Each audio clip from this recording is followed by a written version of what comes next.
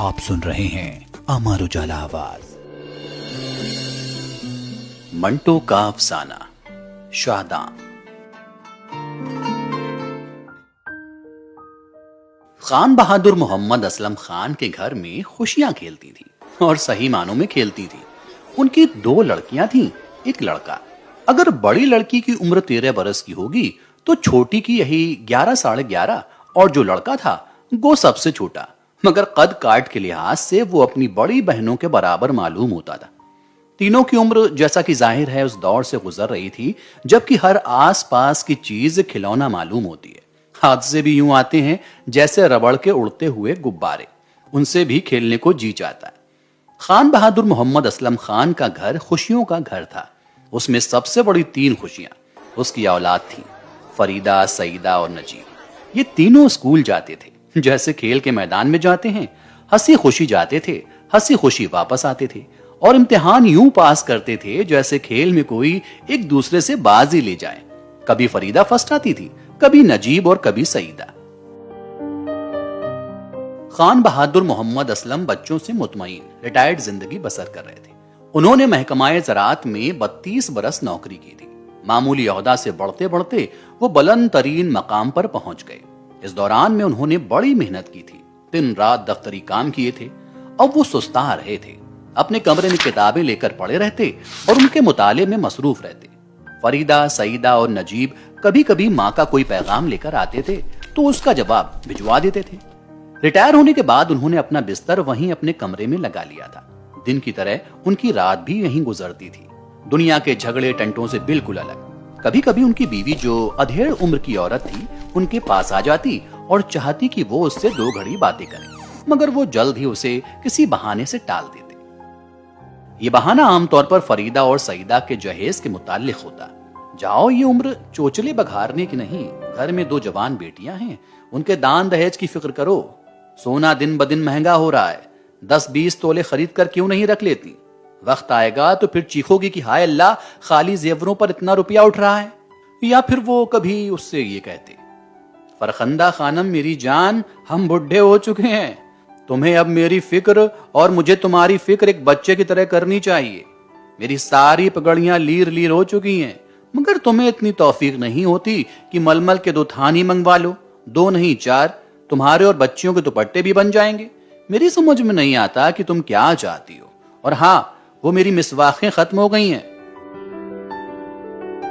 फरखंदा खान बहादुर के पलंग पर बैठ जाती और बड़े प्यार से कहती, सारी दुनिया ब्रश इस्तेमाल करती है, आप अभी तक पुरानी लकीर के फकीर बने हैं।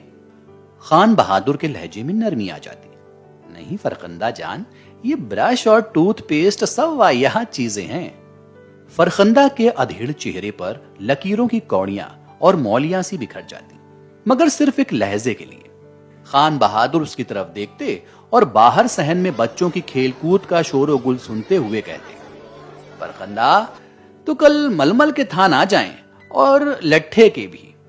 लेकिन फौरन ही मालूम नहीं क्यों उनके बदन पर झुझुरी सी दौड़ जाती और वो फरखंदा को मना कर देते, नहीं नहीं, लट्ठा मंगवाने की अभी जरूरत नहीं है। बाहर सहन में बच्चे खेल कूद में मसरूफ होते। सपहर को शादा उमूमन उनके साथ होती। ये वो नई नई आई थी, लेकिन उनमें फौरन ही घुल मिल गई थी। सईदा और फरीदा तो उसके इंतजार में रहती थी कि वो कब आए और सब मिलकर लकन मिट्टी या खद्दू खेलें। शादा के माँ बाप ईसाई थे, मगर जब से शादा खान बहादुर के घर में दाखिल हुई थी, फरीदा की माँ ने उसका असली नाम बदलकर शादा रख दिया था, इसलिए कि वो बड़ी हंसमुख लड़की थी और उसकी बच्चियां उससे प्यार करने लगी थी। शादा सुबह सवेरे आती तो फरीदा, सईदा और नजीब स्कूल जाने की तैयारियों में मसरूफ होते। वो उससे बातें करना चाहते, मगर माँ उनसे कहती, बच्चों जल्दी करो, स्कूल का वक्त हो रहा है। और बच्चे जल्दी जल्दी तैयारी से फारिग होकर शादा को सलाम कहते हुए स्कूल चले जाते। सपहर के करीब शादा जल्दी जल्दी मोहल्ले के दूसरे कामों से फारिग होकर आ जाती और फरीदा, सईदा और नजीब खेल में मशगूल हो जाते। और इतना शोर मचता कि बाज औकात खान बहादुर को अपने कमरे से नौकर के जरिए से कहलवाना पड़ता कि शोहर जरा कम किया जाए। ये हुक्म सुनकर शादा सहम कर अलग हो जाती, मगर सईदा और फरीदा उससे कहती, کوئی بات نہیں شادا، ہم اس سے بھی زیادہ شور مچائیں تو وہ اب کچھ نہیں کہیں گے، ایک سے زیادہ بار تو وہ کوئی بات ہی نہیں کہا کرتے۔ اور کھیل پھر شروع ہو جاتا ہے، کبھی لکن مٹی، کبھی کھدو، کبھی لوڈو۔ لوڈو شادا کو بہت پسند تھی، اس لیے کہ یہ کھیل اس کے لیے نیا تھا۔ چنانچہ جب سے نجیب لوڈو لایا تھا، شادا اسی کھیل پر مصر ہوتی۔ مگر فریدہ، سعیدہ اور نجیب تینوں کو یہ پسند نہیں تھا، اس لیے کہ اس میں کوئی ہنگامہ برپا نہیں ہوتا، بس وہ جو چٹو سا ہوتا ہے اس میں پاسا ہلاتے اور پھینکتے رہو اور اپنی گوٹی آگے پیچھے کرتے رہو۔ شادا کھلی کھلی رنگت کی درمیان قد کی لڑکی تھی، اس کی عمر فریدہ جتنی ہوگی، مگر اس میں جوانی زیادہ نمایاں تھی، جیسے خود جوانی نے اپنی شوخیوں پر لال پینسل کے نشان لگا دیے، محض شرارت کے لیے۔ ورنہ فریدہ اور سعیدہ میں تو وہ تمام رنگ، وہ تمام لکیریں، وہ تمام قوسیں موجود تھیں جو اس عمر کی لڑکیوں میں ہوتی ہیں۔ لیکن فریدہ، سعیدہ اور شادا جب پاس کھڑی ہوتی تو شادا کی جوانی زیر لب کچھ گنگناتی معلوم ہوتی۔ کھلی کھلی رنگت، پریشان بال اور دھڑکتا ہوا دوپٹہ جو کس کر اس نے اپنے سینے اور کمر کے ارد گرد باندھا ہوتا، ایسی ناک جس کے نتھنے گویا ہوا میں انجانی خوشبو میں ڈھونڈنے کے لیے کانپ رہے ہیں، کان ایسے جو ذرا سی آہٹ پر چونک کر سننے کے لیے تیار ہو۔ چہرے کے خد و خال میں کوئی خوبی نہیں تھی، اگر کوئی عیب گننے لگتا تو بڑی آسانی سے گن سکتا تھا، صرف اسی صورت میں اگر اس کا چہرہ اس کے جسم سے الگ کر کے رکھ دیا جاتا، مگر ایسا کیا جانا ناممکن تھا، اس لیے کہ اس کے چہرے اور اس کے بقایا جسم کا چولی دامن کا ساتھ تھا۔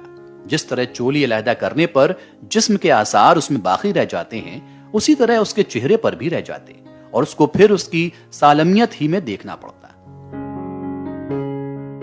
شادا بے حد پھرتیلی تھی، صبح آتی اور یوں منٹا منٹی میں اپنا کام ختم کر کے یہ جا وہ جا۔ سپہر کو آتی، گھنٹہ ڈیڑھ گھنٹہ کھیل کود میں مصروف رہتی، جب خان بہادر کی بیوی آخر بار چلا کر کہتی، شادا اب خدا کے لیے کام تو کرو، تو وہ وہیں کھیل بند کر کے اپنے کام میں مشغول ہو جاتی، ٹوکرا اٹھاتی اور دو دو زینے ایک جست میں طے کرتی کوٹھے پر پہنچ جاتی، وہاں سے فارغ ہو کر دھڑ دھڑ دھڑ نیچے اترتی اور صحن میں جھاڑو شروع کر دیتی۔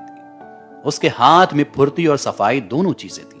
خان بہادر اور اس کی بیوی فرخندہ کو صفائی کا بہت خیال تھا، لیکن مجال ہے جو شادا نے کبھی ان کو شکایت کا موقع دیا ہو۔ یہی وجہ ہے کہ وہ اس کے کھیل کود پر معترض نہیں ہوتے تھے، یوں بھی وہ اس کو پیار کی نظروں سے دیکھتے تھے۔ روشن خیال تھے، اس لیے چھوت چھات ان کے نزدیک بالکل فضول تھی۔ شروع میں تو خان بہادر کی بیوی نے اتنی اجازت دی تھی کہ لکن مٹی میں اگر کوئی شادا کو چھوئے تو لکڑی استعمال کرے، اور اگر وہ چھوئے تو بھی لکڑی کا کوئی ٹکڑا استعمال کرے۔ لیکن کچھ دیر کے بعد یہ شرط ہٹا دی گئی اور شادا سے کہا گیا کہ وہ آتے ہی صابن سے اپنا ہاتھ منہ دھو لیا کرے۔ جب شادا کی ماں کمانے کے لیے آتی تھی تو خان بہادر اپنے کمرے کی کسی چیز سے اس کو چھونے نہیں دیتے تھے، مگر شادا کو اجازت تھی کہ وہ صفائی کے وقت چیزوں کی جھاڑ پوچھ بھی کر سکتی ہے۔ صبح سب سے پہلے شادا خان بہادر کے کمرے کی صفائی کرتی تھی، وہ اخبار پڑھنے میں مشغول ہوتے۔ شادا ہاتھ میں برش لیے آتی تو ان سے کہتی، خان بہادر صاحب ذرا برآمدے میں چلے جائیے۔ خان بہادر اخبار سے نظریں ہٹا کر اس کی طرف دیکھتے، شادا فوراً ان کے پلنگ کے نیچے سے ان کے سلیپر اٹھا کر ان کو پہنا دیتے اور وہ برآمدے میں چلے جاتے۔ جب کمرے کی صفائی اور جھاڑ پوچھ ہو جاتی تو شادا دروازے کی دہلیز کے پاس ہی سے کمر میں ذرا سا جھانکنے کا خم پیدا کر کے خان بہادر کو پکارتی، آ جائیے خان بہادر صاحب۔ خان بہادر صاحب اخبار اور سلیپر لڑکھڑاتے اندر آ جاتے اور شادا دوسرے کاموں میں مشغول ہو جاتی۔ شادا کو کام پر لگے 2 مہینے ہو گئے تھے۔ یہ گزرے تو خان بہادر کی بیوی نے ایک دن یوں محسوس کیا کہ شادا میں کچھ تبدیلی آ گئی ہے۔ اس نے سرسری غور کیا تو یہی بات ذہن میں آئی کہ محلے کے کسی نوجوان سے آنکھ لڑ گئی ہوگی۔ اب وہ زیادہ بن ٹھن کے رہتی تھی، اگر وہ پہلے کوری ململ تھی تو اب ایسا لگتا تھا کہ اسے کلف لگا ہوا ہے، مگر یہ کلف بھی کچھ ایسا تھا جو ململ کے ساتھ انگلیوں میں چنا نہیں گیا تھا۔ شادا دن بدن تبدیل ہو رہی تھی۔ پہلے وہ اترن پہنتی تھی، پر اب اس کے بدن پر نئے جوڑے نظر آتے تھے، بڑے اچھے فیشن کے، بڑے عمدہ سلے ہوئے۔ ایک دن جب وہ سفید لٹھے کی شلوار اور پھولوں والی جارجٹ کی قمیض پہن کر آئی تو فریدہ کو باریک کپڑے کے نیچے سفید سفید گول چیزیں نظر آئیں۔ لکن میٹی ہو رہی تھی، شادہ نے دیوار کے ساتھ منہ لگا کر زور سے اپنی آنکھیں میچی ہوئی تھیں۔ فریدہ نے اس کی قمیض کے نیچے سفید سفید گول چیزیں دیکھی تھیں۔ وہ بوکھلائی ہوئی تھی۔ جب شادہ نے پکارا، چھپ گئے، تو فریدہ نے سعیدہ کو بازو سے پکڑا اور گھسیٹ کر ایک کمرے میں لے گئی اور دھڑکتے ہوئے دل سے اس کے کان میں کہا، سعیدہ، تم نے دیکھا اس نے کیا پہنا ہوا تھا؟ سعیدہ نے پوچھا، کس نے؟ فریدہ نے اس کے کان ہی میں کہا، شادہ نے۔ کیا پہنا ہوا تھا؟ فریدہ کی جوابی سرگوشی سعیدہ کے کان میں گڑاب سے گوتا لگا گئی۔ جب ابھری تو سعیدہ نے اپنے سینے پہ ہاتھ رکھا اور ایک بھچی بھچی حیرت کی۔ میں اس کے لبوں سے خود کو گھسیٹتی ہوئی باہر نکلی۔ دونوں بہنیں کچھ دیر خسر پسر کرتی رہیں۔ اتنے میں دھماکہ سا ہوا اور شادہ نے ان کو ڈھونڈ لیا۔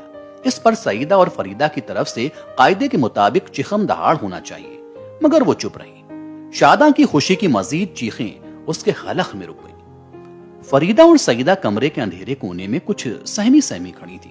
شادہ بھی قدرے خوفزدہ ہو گئی۔ ماحول کے مطابق اس نے اپنی آواز دبا کر ان سے پوچھا، کیا بات ہے؟ فریدہ نے سعیدہ کے کان میں کچھ کہا، سعیدہ نے فریدہ کے کان میں۔ دونوں نے ایک دوسرے کو کوہنیوں سے ٹہوکے دیے۔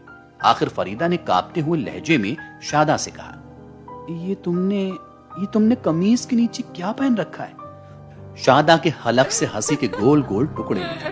سعیدہ نے پوچھا، کہاں سے لی تو نے یہ؟ شادہ نے جواب دیا، بازار سے۔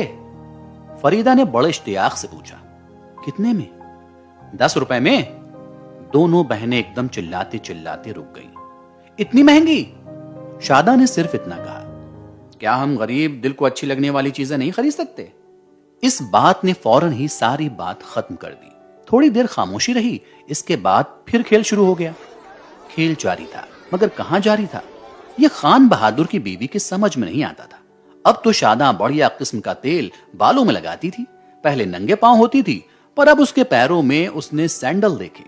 کھیل یقیناً جاری تھا، مگر خان بہادر کی بیوی کی سمجھ میں یہ بات نہیں آتی تھی کہ اگر کھیل جاری ہے تو اس کی آواز شادہ کے جسم سے کیوں نہیں آتی؟ ایسے کھیل بے آواز اور بے نشان تو نہیں ہوا کرتے۔ یہ کیسا کھیل ہے جو صرف کپڑے کا غز بنا ہوا ہے؟ اس نے کچھ دیر اس معاملے کے بارے میں سوچا، لیکن پھر سوچا کہ وہ کیوں بیکار مغز پاشی کرے۔ ایسی لڑکیاں خراب ہوا ہی کرتی ہیں، اور کتنی داستانیں ہیں جو ان کی خرابیوں سے وابستہ ہیں، اور شہر کے گلی کوچوں میں انہی ہی کی طرح رلتی پھرتی ہیں۔ دن گزرتے رہے اور کھیل جاری رہا۔ فریدہ کی ایک سہیلی کی شادی تھی۔ اس کی ماں خان بہادر کی بیوی کی منہ بولی بہن تھی، اس لیے سب کی شرکت لازمی تھی۔ گھر میں صرف خان بہادر تھے۔ سردی کا موسم تھا۔ رات کو خان بہادر کی بیوی کو مہن خیال آیا کہ اپنی گرم شال منگوا لے۔ پہلے تو اس نے سوچا کہ نوکر بھیج دے، مگر وہ ایسے صندوق میں پڑی تھی جس میں زیورات بھی تھے، اس لیے اس نے نجیب کو ساتھ لیا اور اپنے گھر آئی۔ رات کے 10 بج چکے تھے۔ اس کا خیال تھا کہ دروازہ بند ہوگا، چنانچہ اس نے دستک دی۔ جب کسی نے نہ کھولا تو نجیب نے دروازے کو ذرا سا دھکا دیا، وہ کھل گیا۔ اندر داخل ہو کر اس نے صندوق سے شال نکالی اور نجیب سے کہا، جاؤ دیکھو تمہارے ابا کیا کر رہے ہیں، ان سے کہہ دینا کہ تم تو ابھی تھوڑی دیر کے بعد لوٹ آؤ گے، لیکن ہم سب کل صبح آئیں گے، جاؤ بیٹا۔ صندوق میں چیزیں کرینے سے رکھ کر وہ تالا لگا رہی تھی کہ نجیب واپس آیا اور کہنے لگا، ابا جی تو اپنے کمرے میں نہیں ہیں۔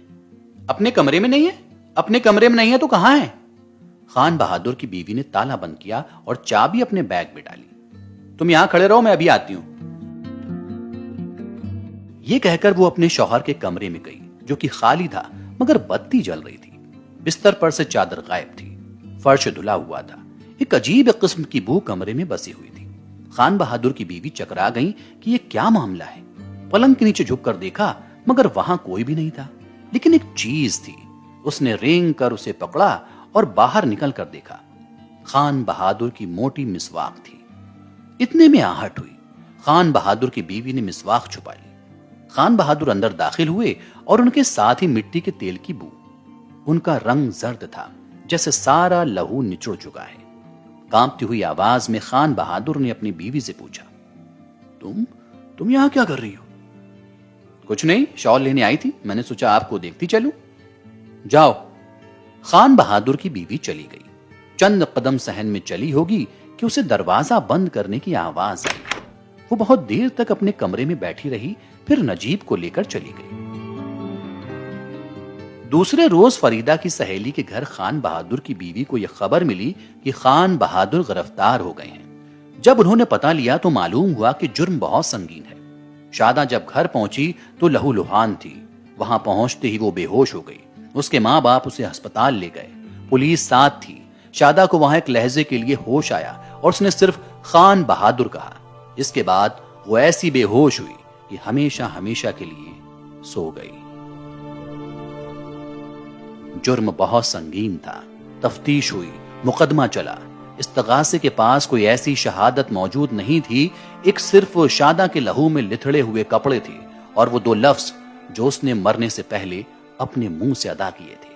لیکن اس کے باوجود استغاثے کو پختہ یقین تھا کہ مجرم خان بہادر ہے، کیونکہ ایک گواہ ایسا تھا جس نے شادہ کو شام کے وقت خان بہادر کے گھر کی طرف جاتے دیکھا تھا۔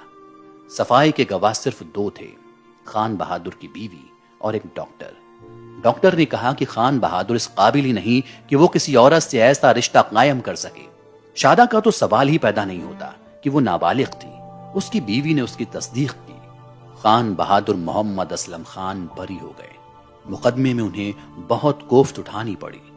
بری ہو کر جب گھر آئے تو ان کی زندگی کے معمول میں کوئی فرق نہ آیا، ایک صرف انہوں نے مسواک کا استعمال چھوڑ دیا۔